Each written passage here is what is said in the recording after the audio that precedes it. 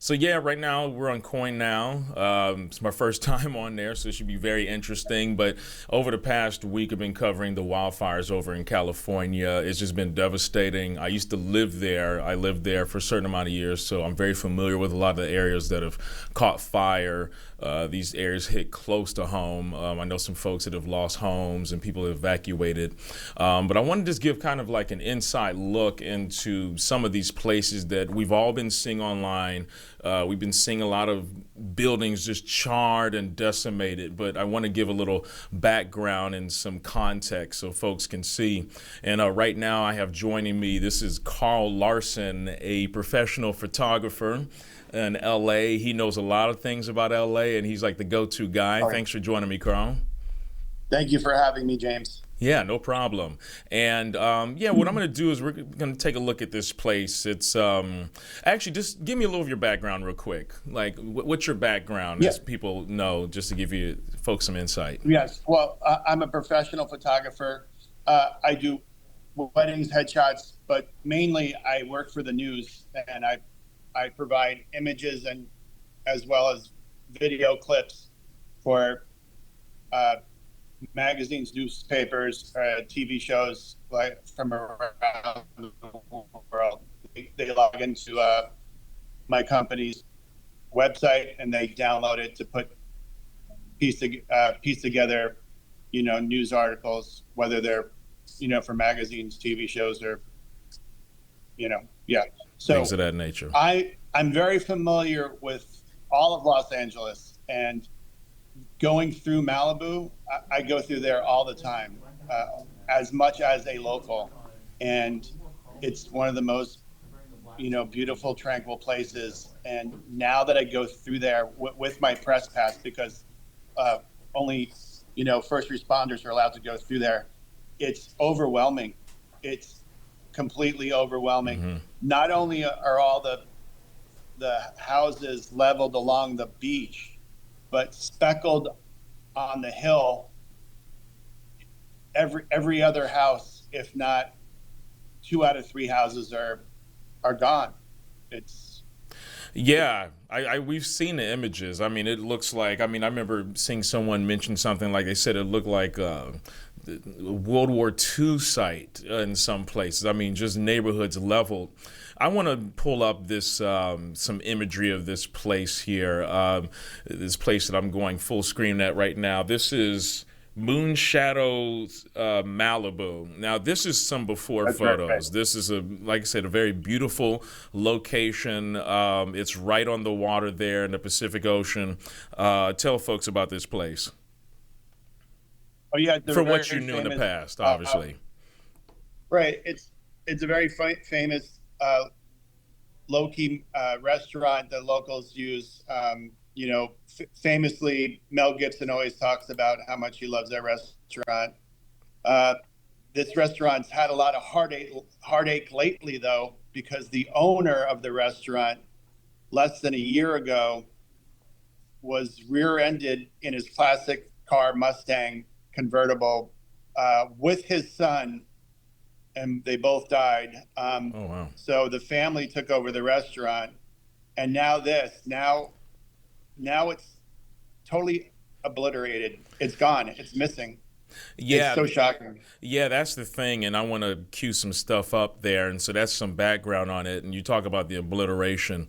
Now, I'm gonna now cue up some video to show folks, and this is just some stunning imagery here. You took these photos over the weekend. Give me the play-by-play. I mean, this is just Yeah. So it's crazy.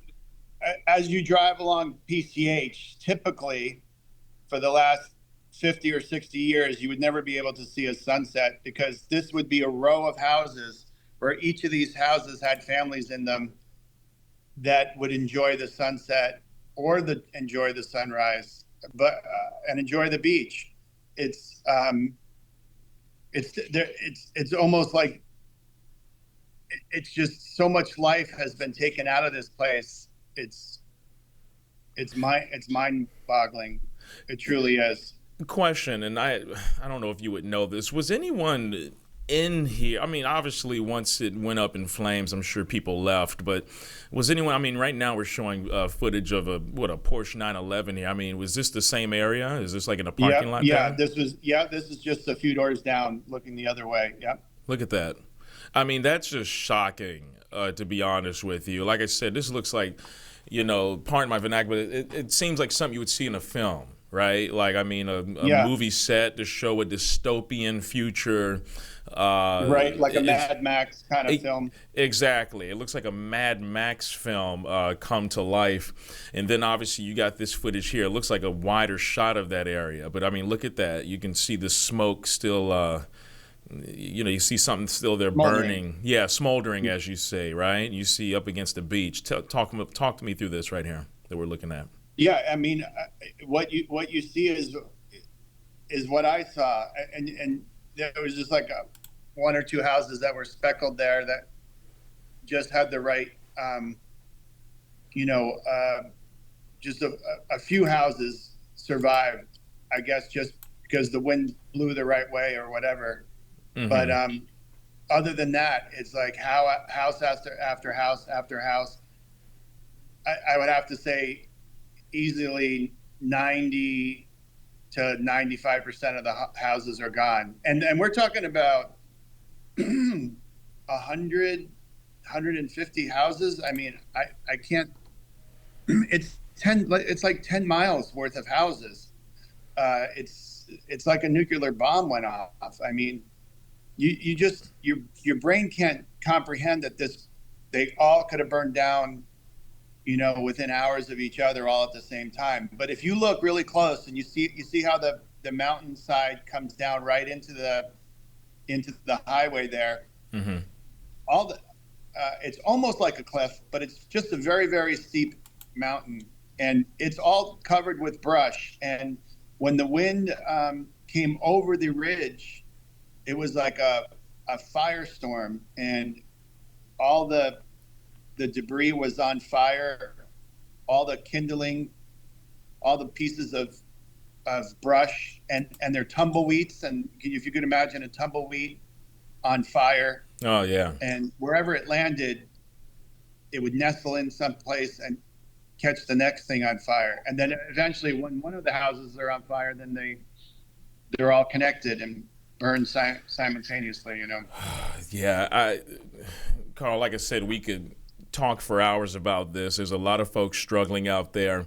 And like I said, the reason I wanted to invite you on, like I said, is just to give folks some context about this. Because like I said, you hear about, you see everything on social media, but you don't know the background of it, right? You see stuff burn, but you don't know the story behind it. And this is something very important that I want to kind of highlight as we go forward, because it's going to be a very long process. This is LA's Hurricane Katrina. I don't think that's hyperbole. Oh, yeah. No, yeah. It's like our 9/11. Really. Yeah, it's something else. So, Karl, where can people find your work as we wrap this up? They can follow me on Instagram, I suppose, at Karl Larsen Photography.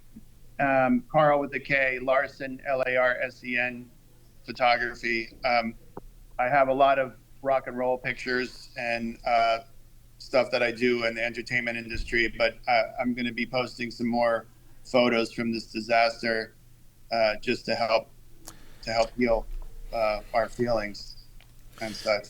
Yeah, I think that's very important. People want to see that. People are very curious. People care. Like I said, I was doing a story earlier. We got quite a few crews, fire crews here from Oregon down there helping folks out there in several areas. So thanks again for joining me this morning. And hope to be in touch. All right. Great. Thanks, all right. James. All right. Thanks, Karl. Bye-bye.